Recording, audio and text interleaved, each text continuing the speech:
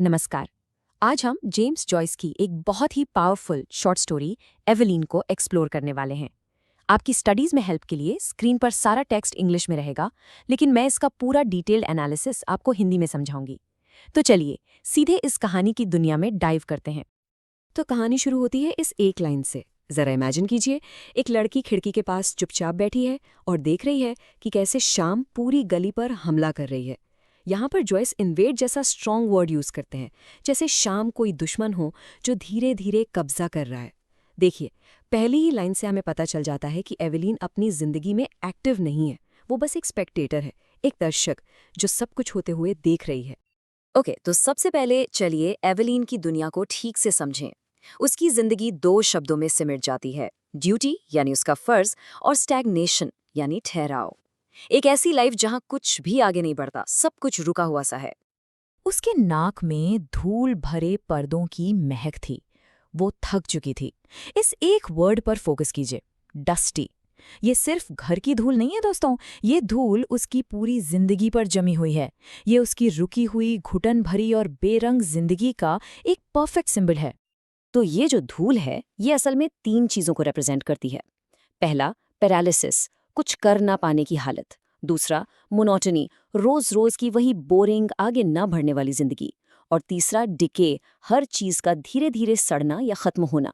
ये उसके घर का वो जाना पहचाना माहौल है जो आराम तो देता है, पर साथ ही उसका दम भी घोंटता है। अच्छा, इस ठहराव के पीछे का रीजन क्या है? इसके पीछे हैं यादों की जंजीरें।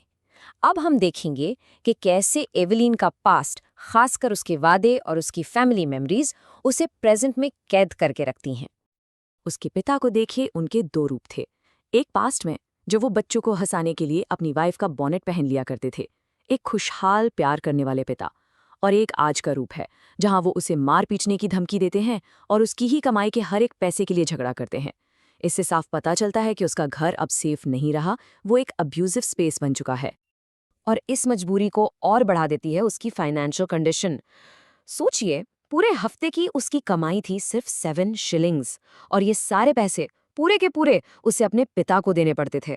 और फिर घर का सामान लाने के लिए भी उन्हीं से बहस करनी पड़ती थी। मतलब ना उसकी अपनी जिंदगी पर कोई कंट्रोल था, ना ही अपने मेहनत के पैसों पर। और इन सब के बीच उसे याद आते हैं अपनी माँ के आखिरी शब्द। ये अजीब हॉन्टिंग आवाज उसके दिमाग में बार बार गूंजती है। ये शब्द उसके हर फैसले पर एक साई की तरह मंडराते रहते हैं। तो आखिर इस अजीब से फ्रेज का मतलब क्या है? इसका इंटरप्रिटेशन है, हर खुशी का अंजाम आखिर में दर्द ही होता है। और बस यही बात एवेलिन के दिमाग में एक वार्निंग की तरह बैठ जाती है। वो डरने लगती है कि अगर उसने फ्रैंक के साथ खुशी चुनी, तो कहीं उसका अंजाम भी अपनी माँ जैसा ही दर्दनाक ना हो। इस अंधेरी, धूल भरी दुनिया में एक रोशनी की किरण बनकर आता है फ्रैंक।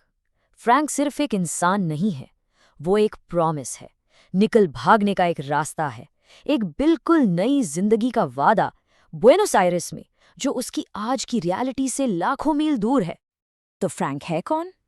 फ्रैंक वो सब कुछ है जो एवेलिन की जिंदगी में नहीं है। वो काइंड है, ओपन हार्टेड है। वो उसे दूर दूर के देशों की कहानियां सुनाता है। वो उसे प्यार से पॉपिन्स बुलाता है। और सबसे इम्पॉर्टेंट, वो उसे शादी, इज्जत और प्यार ऑफर कर रहा है। फ्रैंक सिर्फ एक आदमी नहीं है, वो उसकी आज़ादी का टिकट है। और फ्रैंक के आने से ही एवेलाइन के दिमाग में पहली बार ये ख्याल आता है, उसके पास भी खुश रहने का हक है। सोच के देखिए, ये उसके लिए कितना बड़ा, कितना रेवोल्यूशनरी थॉट होगा। अब तक वो सिर्फ अपने फर्ज निभा रही थी, पर अब वो खुद से पूछती है, मैं नाखुश क्यों रहूं? वो सिर्फ सांस नहीं लेना चाहती, अब वो जीना चाहती है। और अब कहानी उस क्रूशियल मोड़ पर आ जाती है, जहां एवेलिन को फैसला लेना है। असली जंग बाहर नहीं, उसके अपने दिमाग के अंदर चल रही है, जहां वो दो अलग अलग दुनियाओं को, दो फ्यूचर्स को आपस में तोल रही है। उसने वहां से जाने के लिए, अपना घर छोड़ने के लिए हाँ तो कह दी थी, पर क्या ये समझदारी थी? बस जैसे ही ये सवाल उसके मन में उठता है, उसके इरादे कमजोर पड़ने लगते हैं।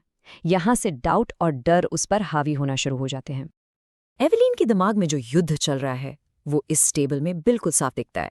देखिए, एक तरफ है डबलिन, शेल्टर, खाना, जानी पहचानी गलियां, लेकिन साथ में है कड़ी मेहनत और पिता का अब्यूज।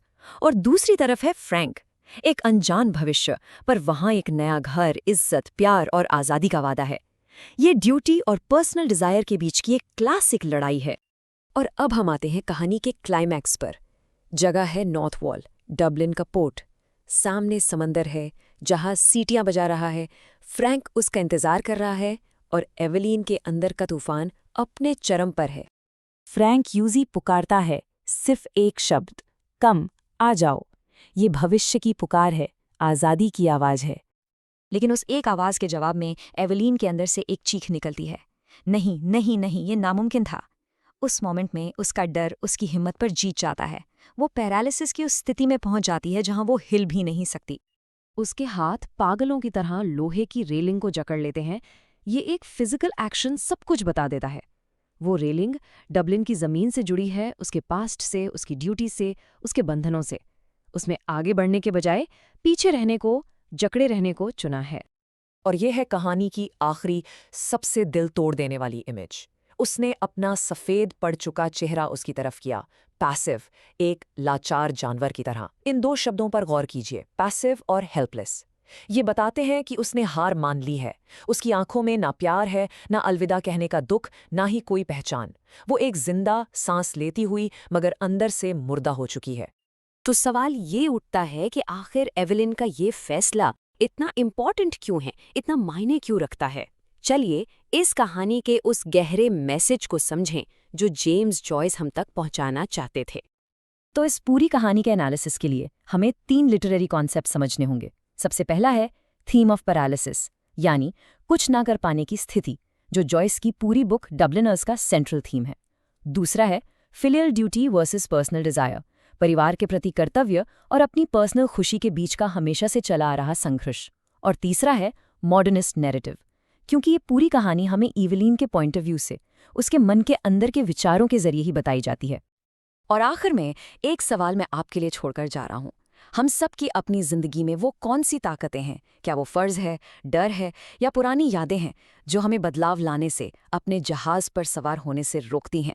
इस पर जरूर सोचिएगा। अगली बार तक विचार करते रहिए।